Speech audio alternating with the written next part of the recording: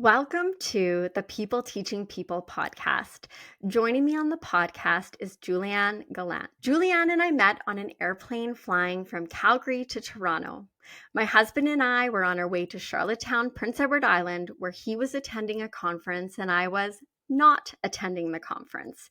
During the flight, my husband was watching a movie and I started having a conversation with the person sitting beside me, and that person was Julianne. We shared stories and even found out that we had some things in common. I learned that Julianne had just been guest conducting with the Calgary Philharmonic Orchestra and was looking to apply to be the resident conductor. Fast forward a few months and she was starting in this new role. I even had the immense privilege to see Julianne conduct in a performance with country music star Brett Kissel. New Brunswick-born Juliane, as I mentioned, is the resident conductor of the Calgary Philharmonic Orchestra. She is one of two conductors chosen for the inaugural cohort of the Tapestry Opera Women in Musical Leadership Fellowship. Since relocating to Canada during the pandemic after a decade in the UK, she has appeared as a guest conductor with the Okanagan Symphony Orchestra, Kingston Symphony Orchestra, Victoria Symphony, and Symphony New Brunswick. A passionate collaborator, Julianne first trained as a pianist and vocal coach and began her conducting career in opera. She has led productions throughout the UK for a number of companies. She made her Royal Opera House conducting debut in 2021 in collaboration with Pegasus Opera. A strong believer in music as a vehicle for joy and human connection, a large component of Julianne's portfolio career in the UK was in the community outreach and education sectors. She led interactive opera workshops in schools in underserved London boroughs, with communities of refugees, and with people living with physical and mental disabilities. She has also extensively worked with Lost Chord, a charity that brings live music to people living with dementia. Julianne is a graduate of the National Opera Studio, the Guildhall School of Music and Drama, and the Conservatoire de Musique at d'Art Dramatique de Montreal, the University of Ottawa, and the Université de Moncton. In London, Julianne was one of only 12 conductors selected for the first Women Conductors course, conducting for opera run by the Royal Opera House, the National Opera Studio, and the Royal Philharmonic Society, and has received continued support by the Royal Opera House throughout her training. She has participated in conducting masterclasses with the Toronto Symphony Orchestra and in the Winnipeg Symphony RBC Canadian Conductors Showcase. Thank you so much for joining me today, Julianne. It's my pleasure. I'm so happy to be here. So I have almost a million questions to ask you, so I'm going to jump right in. So I want to start at the beginning of your story, especially as it comes to music. So what was it that sparked your passion for music, and what are some of your earliest experiences with music that got you really interested in sort of taking that on and really focusing on that? Yeah, so my beginnings are very similar to a lot of kids in that my parents decided I was going to take piano lessons when I was 5. So I started playing piano. My first teacher was actually my mom's aunt. So it was really lovely to have a family connection in that sense. So I played piano throughout all of grade school. But I think something that was a really big moment for me is when I was in grade 7, we started our school band. So I was asked to play French horn in our school band. And it was really that moment of seeing what it felt like to be playing with other people that really sparked kind of where my career has gone since then. So it was the joy of really making music with other people that convinced me that this is what I was going to do for my career. And what was it about the French horn? So I also took band in junior high school, and Yep. I started with the clarinet, and then I moved on to the tenor saxophone, which I sort of regretted because I walked to and from school and it was very heavy and awkward to carry. But yeah, I'm curious, why the French horn? Yeah. So before we chose our instruments, we all kind of tried a bunch of different embouchures to see like what we made a more successful sound on. And it was clear that I was going to be a brass player. And I think it was kind of like the weird instrument that no one wanted to play. So I was like, oh, well, I guess like I'll try it and see what happens. It did end up being a really good fit. I continued to play it through high school, and I played in the New Brunswick Youth Symphony for a little bit when I was in university as well. And I still to this day as a conductor love the horn as a color because it kind of sits between the brass and the wind families, so it like helps to blend a lot of different colors in the orchestra. Very cool. Yeah, I'm always so interested, in junior high. I don't know what your first band concert was like. My parents, later in life told me it just was a lot of squeaks and things like that. But there was something about that coming together and sort of having people choose their instrument. And it was quite remarkable how even over the course of that first year in band, how things did get significantly better. But it was very fun to be part of that group. Now, you started your career as a musician, as a pianist, and then you moved into conducting. So what was that shift like and how did that happen? So that was a complete accident. My idea of collaboration when I started my undergrad was I worked as a pianist who worked with opera singers. And so I always knew that I loved working with other people. It was never about me being a pianist playing by myself. I thought that was quite boring. And I did a lot of playing with opera singers for a very, very long time. I didn't realize I was going to be a conductor until I was in my 30s. So I did a lot of my training here in Canada, and then I moved to London, England when I was 26, and I spent a decade there. While I was working in London, I worked with a lot of smaller opera companies where I was the music director, but from the piano. So that means instead of having a full orchestra and performance, we had just me playing the notes and kind of like pointing at singers when I could to help them remember when to come in. And at some point, there's one of these like smaller companies that works with young artist singers who asked me if I wanted to try conducting. And the piece that we were doing was a piece I really liked. And also, I liked being employed. So I was like, yeah, sure, whatever, I'll try it. I'm sure it'll be fun. But I didn't see it as like a career change, not at that point. I knew that I loved leading and I knew that I loved working with young people. So, but then the first rehearsal where I was actually on the podium conducting, it was like love at first sight. Like there's something that like flipped in my head and I thought, oh, this is what I was supposed to be doing the entire time.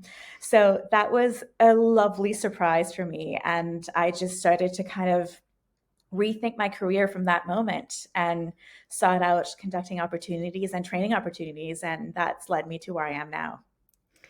Isn't it so interesting how sometimes those unexpected opportunities just take us down this different path? But I love how you were open to it. So even though you're, at the time thinking, oh, I don't know if this is really going to be anything more than this experience in itself, you're open to trying something different. And look where it has taken you. Yeah, I'm very grateful that I said yes because it was just about trying new things and I'm always open to saying yes.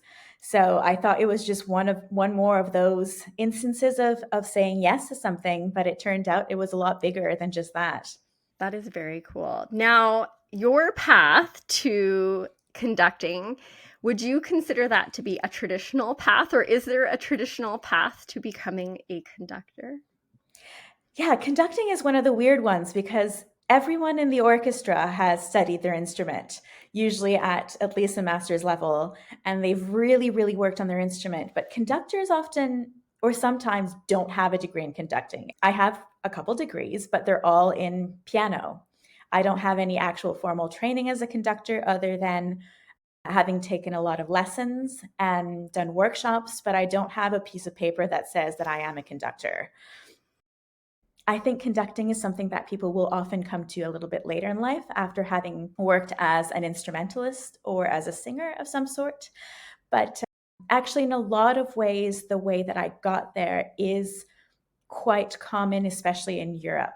It's very common for someone to be a pianist who works in opera and then kind of gradually make your way into conducting, because there's a lot of leadership that happens from the piano in the opera rehearsal room. So it's not super uncommon, but I think like people come to being conductors in so many different ways. Yeah, there's not just this one set path No. if that's what you want to follow. Now, one of the things that I asked you before we hopped on here today were some of your most frequently asked questions. So I thought it would be fun to jump into those now, because I think they sort of highlight and help understand some of the key elements of your story. So one of the questions that you shared with me was, what does a conductor actually do and why are they even necessary? Yeah, I get asked that a lot. It does look like I just stand there and I wave my arms around, which is part of what I do. But one of the most important parts of my job is to make sure that people start together, right? I'm standing in front of incredibly competent musicians. They know how to play in time. I'm not just beating the rhythm because they can do that by themselves, but it is helpful to have someone start them together. And then any music that has any variations in tempo, in speed, it's great to have someone there to help navigate that as well. So that's just like the tempo part of it. But a lot of the other things is we have a lot of information on the page. Of course, like the notes are not going to change and the actual rhythm isn't going to change, but something like if it says to play quiet, what kind of quiet is it? Is it like a whisper or is it like a very energized quiet sound? So someone has to be there to lead all those decisions. And I think it also helps to have someone on the podium that sends energy into the group, that helps people to come together and to want to do this thing as a unified ensemble. So there's a lot of parts to your role then. So you're a decision maker, an energizer, an interpreter, maintaining that rhythm and tempo. So there's a lot more happening than just waving arms around. Exactly. Yeah. Yeah. Now, what is a resident conductor and what is their function within an organization? Yeah, so my current title is I am the resident conductor of the Calgary Philharmonic, which means that I am the conductor that's really on the ground living in Calgary, and I am the contact with the community in a lot of ways. So we have someone in our organization called the music director, Runa Bergman, and he spends quite a lot of time here and he conducts a lot of the bigger classic concerts. But he has a really busy schedule and he travels all over and he spends time in Europe and he spends time in the States. But I'm the person who is here and I do a lot of the education shows. So I have a lot of contact with younger people who come in either as school groups or we have some concerts called Symphony Sunday for Kids on Sunday afternoons where we do shows that are tailored to younger people. I also conduct a lot of the more kind of pop and rock shows. So shows that are not specifically classical, but that are collaborations with other genres of music. And I also do some shows sometimes in like food courts. So we love to bring music to people to their places of work. So I'm very much the community liaison, the person who is here in a little bit more of a consistent way.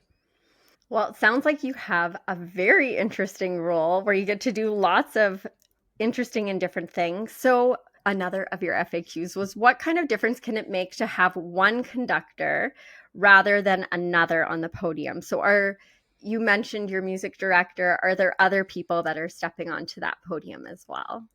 Yeah, so in any orchestra, you have, or at least here at the Calgary Phil, we have the music director and we have myself, and we are the two main conductors who will spend time with the orchestra, but we also have tons of guest conductors. So we have people who show up just to do the one performance, and often these people are specialists in their field. So they bring something that they have deep knowledge in and they're able to share that knowledge with the orchestra, and with that knowledge they will actually change the sound of the orchestra in a lot of ways by asking for very specific things. So I get the benefit of sitting in a lot of rehearsals with these guest conductors that come in, and I get to watch the orchestra transform over the course of a couple days of rehearsal, which is incredibly fascinating. Yeah, that must be so neat and such a great learning opportunity too to have all these different people Absolutely. be a part of the work. So, one of the things that I've learned in getting to know you and getting more curious about conductors is there aren't that many female conductors in the industry. So, have you observed or experienced any misconceptions or challenges specifically faced by female conductors? Yeah, I think they're very similar to a lot of other leadership positions and some of the challenges that maybe female CEOs have. And for me, I mean, I have to say that I'm not having it doesn't happen all the time, and I'm not facing any challenges around my gender in my current job or a lot of the jobs I've had recently. But I think there's a lot for women in like leadership positions around our speech and how we talk.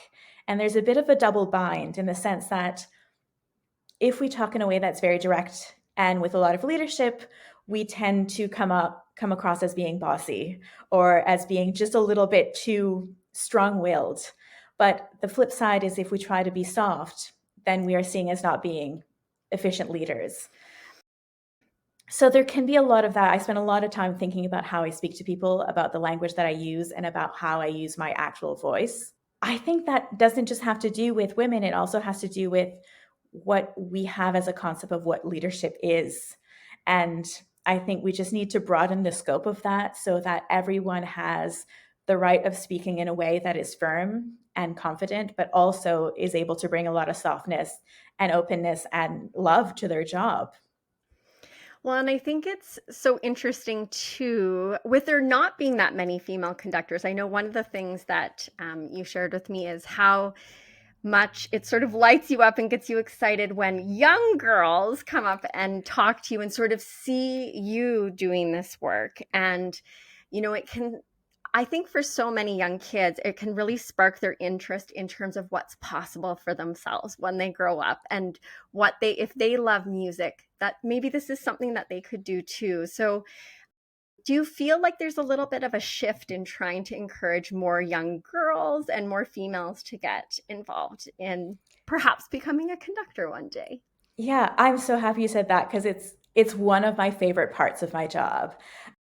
I often get asked what it's like to be a female conductor, and it's like, well, I mean, it's the only thing I know. I don't know what it's like to be a male conductor because I've never done that.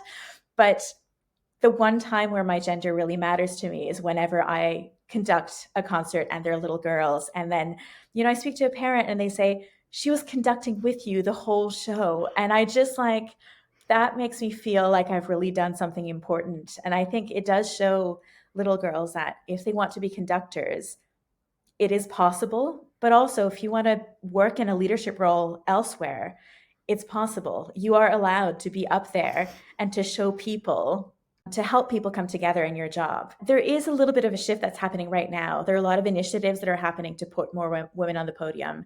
And actually, it's one of those initiatives that's brought me back to Canada. So there's a company in Toronto called Tapestry Opera, and they run a fellowship called Women in Musical Leadership. And through this fellowship, they have collaborated with over 20 companies across Canada, opera companies and orchestras. And they have some female conductors, such as myself, and another 5 women. And we just get sent from place to place. And we work in assistant roles and we do some conducting. And it's really, really opened doors for us. And hopefully, this is going to help to change the landscape a little bit. And there's some initiatives like that are happening in other countries as well. So we're not there yet, but people are really making an effort to try to shift things towards more equality on the podium. I love that. And I think when initiatives like that happen, it starts to create that momentum, right? Exactly. And a Yeah, conversation. and a conversation, which is Yeah, fantastic. So it's great that that initiative has given yourself and other females more opportunities to really grow in your careers and again, hopefully encourage more people, more females to get involved in conducting as well. Now absolutely. you've talked a little bit about leadership and being a leader as you stand on the podium and as you're conducting and working with the orchestra. So there's so many different approaches to leadership, and you've shared with me that your approach is a people-centered one, which I am very curious and interested about. So what does people-centered leadership mean to you, and what would be a specific maybe experience or example where that approach played a role in the work that you do? Yeah, so my whole kind of purpose for doing my job is that I just love people and I love collaborating and communicating with people. And I'd found that when I was working as a pianist with opera singers, I just loved being in a rehearsal room with someone else and being able to share thoughts. As a conductor, I get to do that with like 60 plus people at once, which is just the most exciting thing. The energy that you get up there is incredible. So I always come to the podium with a lot of very clear ideas. So when I study my score, I have ideas of how I want music to go and what I'd love, but I always am open to someone giving me something I wasn't expecting and to love it more than what I had in mind. So I try to spend a lot of time up there listening and to accept what is sent my way rather than leading from inside of me out, right? So one field in which that makes a really big difference, I think, is in opera. So any opera singer is going to sing a certain phrase a different way because of different reasons. You know, people have better breath support than others, so they'll have more space to sing it slower, or some people have technique where they can sing things really fast and they can sing all the fast notes and it's very exciting. And I think if I show up and I have an idea of how I want all of these songs, these arias to go, it's not going to fit the person I'm working with. So I always show up and I am expecting to tailor my musical approach to the people and to what they bring to the table, because I think the happier every individual person is on stage, the better the product. Yeah. No, I think that's such a beautiful leadership approach. And I mean, yes, absolutely. People want to feel seen, heard, and understood. So if you're, in doing that listening and in being curious and being open, you're getting that meaningful feedback that really ends up resulting in something that's a win-win, right? It's Yeah. beautiful because it is that blend of what you're bringing and what they're bringing and putting it all together. So I think there's a huge gift in that. And not all leaders are open in the way that you are. So Mm. it's an approach that definitely really resonates with me. And especially with like in an orchestra, like I think of working in a classroom with a group of students, it's a diverse group of people. They're not all the same. I remember teaching high school or at the University of Calgary, and I could have the exact same course. And the way that lesson or class would play out with one group versus another was so different because it's a different group of people. So I'm sure in the orchestra, there's a diverse mix of people and personalities. So, how might you, if there is sort of that balance needing to be in play with asserting that leadership, you've got, your goals and something that needs to be accomplished or done, and sort of fostering that collaboration. I imagine there's a bit of a dance that happens there. Yeah, I try to show up to the podium in a way that's always confident and that is always assured in what I'm saying. But like little examples are things like whenever I want to ask for something, I try to say we instead of could you, so that it's always a sense of we are doing this together and not this is my decision and I would like you to do this because I say so. I also try to think about this collaboration a lot in the way that I use my gesture, because a lot of communication and conducting is physical, right? So I try to stand in a way that is physically very open, and so that I can invite people to play rather than kind of beating into them, right? So I think just by trying to stand there in a way that is open and welcoming, but with a lot of grounding. So I think that's that balance for me. It's like a sense of being grounded and confident, but also just allowing people to do their job, because I try to never forget that this is 60 plus people who are incredibly talented and highly skilled individuals, and they're coming here together. So I'm standing in front of this incredible just group of talent. And that's something I'll just like never take for granted. Well, and I think too, when you walk into a situation and you're open to that and recognize that and celebrate that, people can feel and they can sense that. For myself personally, I think about any sort of teaching learning experience or somebody who's been a leader in my life. If the approach is, it's like my way or the highway, I find I stop listening. I kind of feel more tentative about what I'm doing. Like it just doesn't end up being, I think, a positive experience for anybody. So that openness, I think, is a great approach. So you had spoken about, how the work that you do is really all about the people, and the Calgary Philharmonic Orchestra's tagline is "Your Phil, Your Music." I did a little bit of poking around. And with the message that orchestral music is for everyone. So, from your perspective, what impact can an arts organization have in the community? I think it can have a massive impact in the communities. And I mean, it has so many different prongs to it, right? Like, so some of it is just the choice of the programming that we have in our season.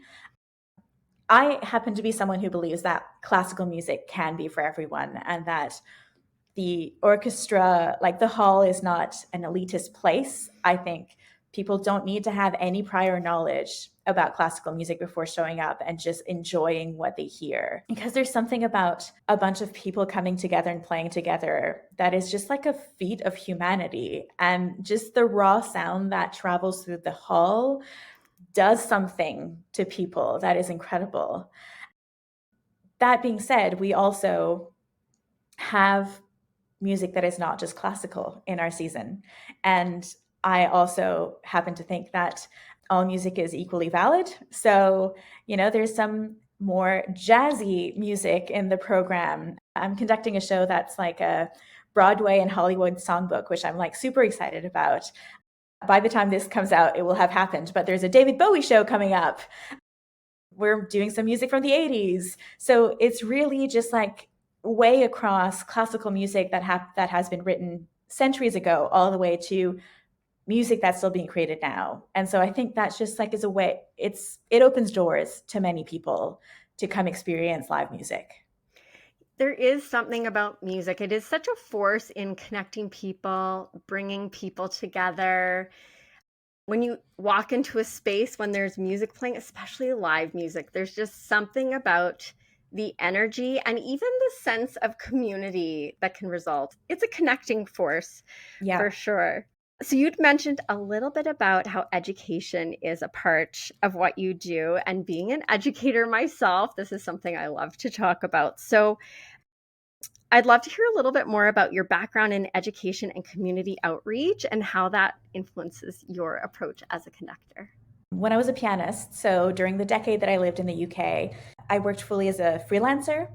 And a lot of the work that I did was in opera, but I also did a lot of community work, both in the education sector. So I worked with charities that brought opera into schools, and we, introduced kids to opera for the first time, but we made sure that it wasn't a performance. We made sure it was always interactive. So we did things like rewrite lyrics to opera so that it's in English and teaching them to the kids so that they can sing along with us, or in some instances, even encouraging them to rewrite the lyrics for us.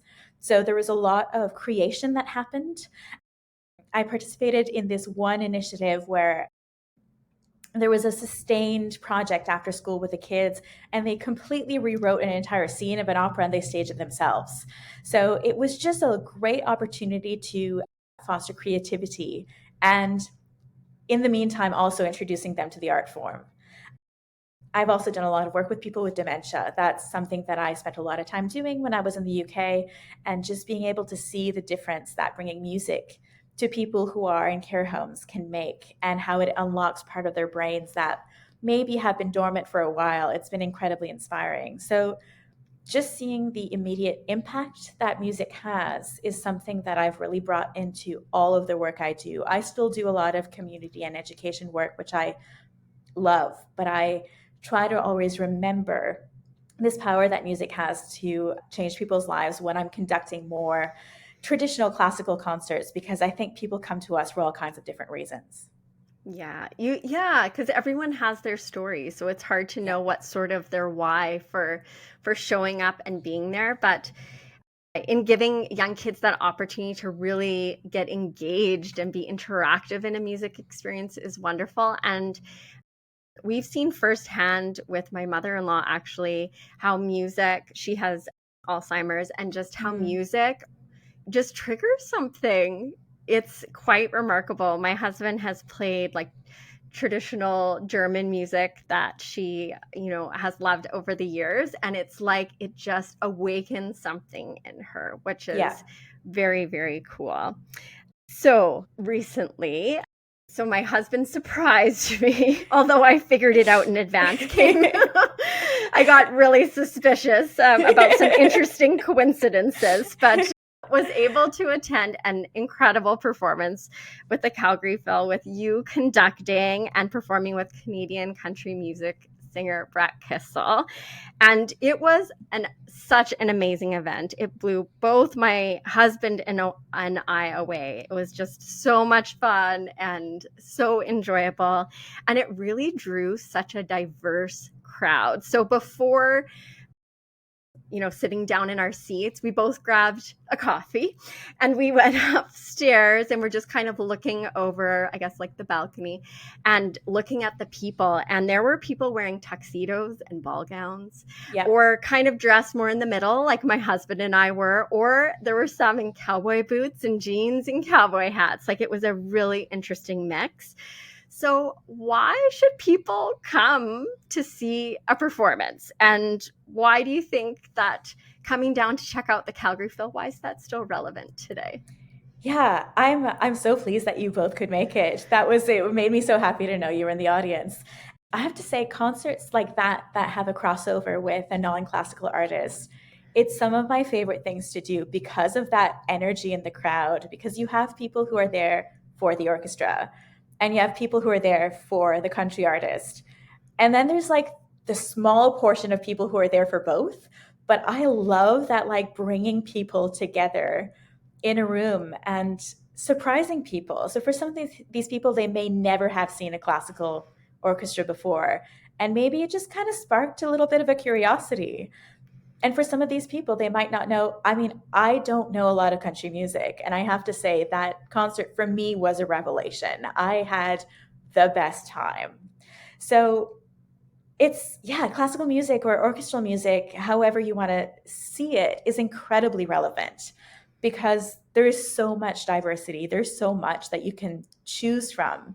You look at an orchestra season, and yeah, there's anything from before Christmas, we did Mahler's Third Symphony, which is the longest standard piece from the orchestra repertoire. It's about 2 hours without intermission. So you have to make sure you like get to the bathroom Yeah. before, because it's a journey. Like, it's a great journey, but that's like a standard of the orchestra season. We sold it out twice. It was a collaboration with the Edmonton Symphony. So we did a performance here in Calgary with both orchestras together on stage, which in itself, you like looked at it. It was two orchestras and a choir of like 100 plus people. So just like so many people coming together to make music. And then I think Brett Kissel was the next week. So inside of 2 weeks, there was this like monument of classical music. And then I conducted two shows with this incredible country artist. So that's part of what I love about my job, is how much variety I get and how much I'm constantly learning as well. So I think it's a wonderful place for people to come and to try something different. Yeah, because you just never know, right? You just never Yeah. know. And I think it's great to offer all those different types of experiences, because maybe people came to see Brett Kissel, but then they thought, I'm Yeah. curious what else the Calgary Phil offers. And I'd like to Yeah. come back again because I had such a positive experience. And I loved how Brett talked about how it was like a dream come true for him to have that experience and how Yeah. meaningful it was to him. And you could just tell how authentically joyful he was to be up on the stage. And he was just loving every minute. And there was one song in particular where I like had to laugh out loud, and I looked over and my husband was as well, but it was like this juxtaposition. It was the Calgary Phil playing and Brett Kissel singing the song that he did in collaboration with Cooper Allen. Yeah. And it was like Boss Man Kiss My Ass. Like Yeah. at this, so you have all these, the Calgary Phil playing so beautifully. And it was just so interesting and fun. And it was just, yeah. Anyways, we had a giggle in that moment. So yeah, we thoroughly enjoyed the whole experience. So thinking really broadly, because I want to talk a little bit more about just music. So, in your view, what is the capacity that music really has to unite and move and challenge people? Yeah, I mean, those are three completely different things. And I think they can all happen to various degrees at once. You had mentioned earlier that the concert hall is filled with people who are all there for individual reasons, right?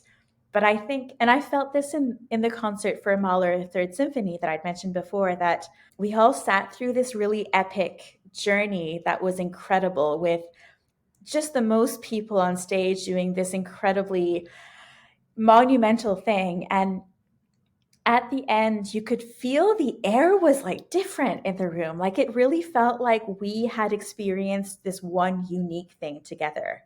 You will meet people in the concert hall that have very different views than you, maybe politically or in terms of religion, or it's just different backgrounds for whatever reasons. But coming together in the arts is something that like really unifies people, and it opens things up for conversation in a way that is extremely unique, I think. Because regardless of the reason you're there, I think most people are going to have an emotional experience, right? And that's the part where it moves people. There's something about hearing live music. I don't know if you remember the first live performance you saw after the pandemic. I remember going to see a dance performance, and before anything even started, when people just came on stage, I immediately started to tear up, because being in that space again was the thing that was special. And I'd been consuming art on my computer through the pandemic, and it was great to have access to that, but there is nothing like seeing actual people perform. And I think that's the bit that is special and that moves people. And in terms of challenging, I mean, we all have our little areas of comfort, right? And I think art is such a wonderful place to go and explore things that are outside of our little area of comfort. I sometimes conduct music that I either don't know anything about before I open the score for the first time, or I think, oh, I'm not sure if this genre is for me, but I'll try it out. And I think there's so much that can be said for showing up with kind of just a lot of openness and being willing to enjoy something we didn't think we would like, and to just kind of expand our horizons a little bit at a time and just see what happens, right? Yeah, because what's the worst thing that can happen? The worst, you might like it. You might actually like it, and then and then you have to add something else to your repertoire. Exactly. Yeah. Well, and it's funny you said that. We sort of convinced our eldest last summer to join us for a day at Country Thunder. And I've mentioned this to you, my husband and I are not massive country music fans, but we enjoy country music and we enjoy live music. There is something about that. And when you mentioned the first time hearing live music in person again after the pandemic, yes, there's something special about getting together with a group of people and being in the room and in the space. But our son came, he said he would come, but he didn't like country music. He probably wouldn't like any of the songs or the performers. Well, after that day, we sure enough heard him blasting music from some of the artists that he had heard the day he came down to Country Thunder. And so he has added to his repertoire, and I'm sure, he was probably a little bit surprised by that. And we were too. And we've talked about afterwards with him, you don't have to like one type of music. You just might never know. There might be another artist or type of music that interests you. And a lot of that, I think, comes from, as you said, those experiences and just being open to them. Yeah. Absolutely. I mean, similarly, I'm not someone who has historically listened to a lot of country just because it sort of never happened to me. But this performance that you were at with Brett Kissel, he is one of the most genuine people that I've ever shared a stage with. And it was a really, really meaningful experience that I'm never going to forget, because it was special for so many different reasons and unexpected. And yeah, it really kind of opened a lot of doors for me in terms of possibilities. Yeah, which is exciting. Which is Yeah, for exciting. sure. So I'm curious. You've had a lot of interesting people in your life, I'm sure, through all the different experiences that you've had. But do you have a favorite teacher that really stands out for you, or a favorite learning experience that just really resonated with you? And why would that person or experience really stand out for you in that way? Yeah, I mean, I kind of have one of each. I have a one of my French teachers in high school is always going to stand out as someone who has inspired me. Her name is Isabelle Girard-Potvin. She was just so excited about the books that we read and so enthusiastic about sharing her love of French literature. And I think that enthusiasm is something that I try to carry in everything that I do as well. It's just like, it was so contagious. And I so appreciated that from her. In terms of an experience, when I was a pianist, I spent 6 weeks in the mountains just outside of Vienna, studying specifically German song for voice and piano. So we did 6 weeks of like a deep dive in this very specific repertoire. And there were maybe like 15 duo pairs of pianists and singers. And we all spent this time together, just really delving into very specific repertoire. And I think the experience of doing it in this beautiful place where a lot of this was written is the thing that was special, because living in the place where something has been created really heightens the experience of why this has come to be. So that's kind of like a magical 6 weeks of my life that will always feel really special. No kidding. To be immersed in the place where the Yeah. music is from and doing that deep dive is pretty remarkable and special. I know our kids sometimes, will be less enthusiastic about certain elements of their social studies curriculum, for example. But when we took our family to Germany and we were Mm, being toured around the Museum of Torture, for example, yep. torture and punishment or something like that, they were just like taking it all, like the stories in, because here we are in the place, seeing the things and being led by this really engaging and super enthusiastic person. I'm Yep. telling them all these stories. So there is something to be said about that immersive and enthusiastic sort of teaching and learning experience that we can have.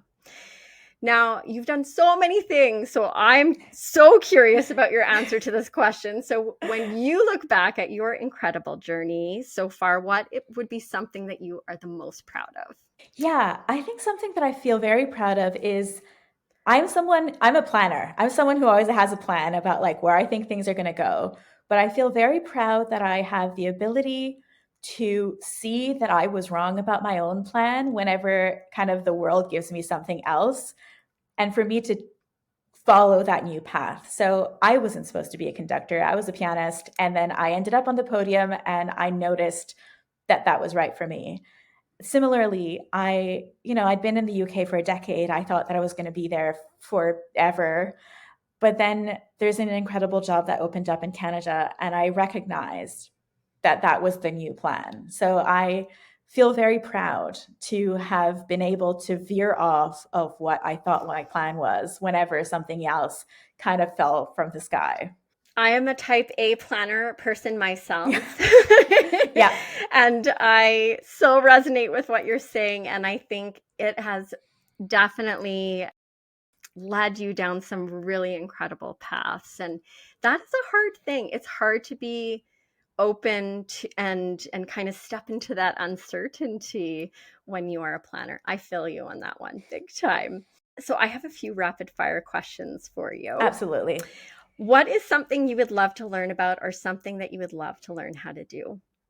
Oh my goodness. I mean, I I'm curious about literally everything. So I find this hard to answer because I want to learn to speak a whole bunch of different languages. I want to play a whole bunch of different instruments. I did buy an accordion like 10 years ago and never learned how to play it. So maybe that should be my next step. That would be amazing. My brother-in-law takes, I don't know if he still is, but he has been taking accordion lessons, which is interesting. That If you want somebody to work with. Yeah. excellent. Yeah. What is a place that is at the top of your travel bucket list? For as long as I can remember, I've been very curious about Iceland and also Corsica because they both seem, the landscape just seems so rugged and so foreign to what I know.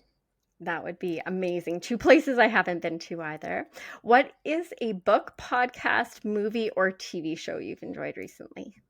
I have recently read Yellowface by R.F. Kuang, which I really thought was fascinating. It was written from such an interesting narrative perspective and just kind of following where the story went and trying to figure out how you felt about this person who's telling you the story. It was just so beautifully written and yeah, so easy to read as well. So if anyone's looking for, I read it on a plane. It's a perfect airplane book. That's amazing. Okay, I'm going to add that one to my list. Yeah. And if you could sit down and have a conversation with someone that you would love to learn from, who would it be and why?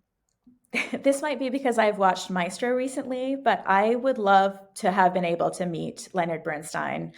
And it's not because of, I mean, obviously I admire his musicianship, but he has done so much for community engagement. His like young people's concerts that he had broadcast just introduced classical music to generations of people. He did pre-concert talks. He programmed a lot of contemporary music in a time where that didn't get done quite as much. Like he's just so much that he has done for to bring the orchestra into a more community level. And I would just love to have been able to pick his brain on that. Oh, that would have been a fantastic conversation.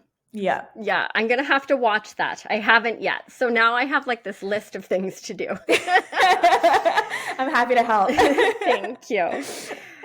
So something that has come up in our conversation and I talk about all the time is how education really does play an important and integral role in all facets of our lives. So do you have any final thoughts or words of wisdom that could empower or support people with their own teaching and learning journeys?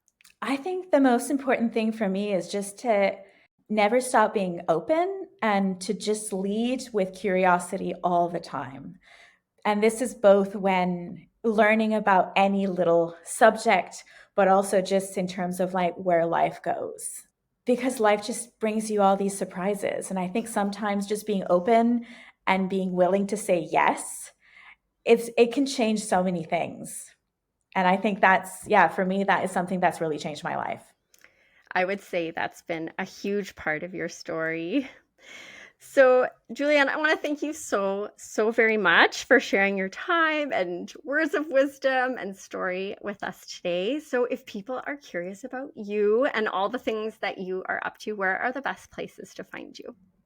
Yeah, and thanks, Tiana. I like really appreciate this. This was so lovely.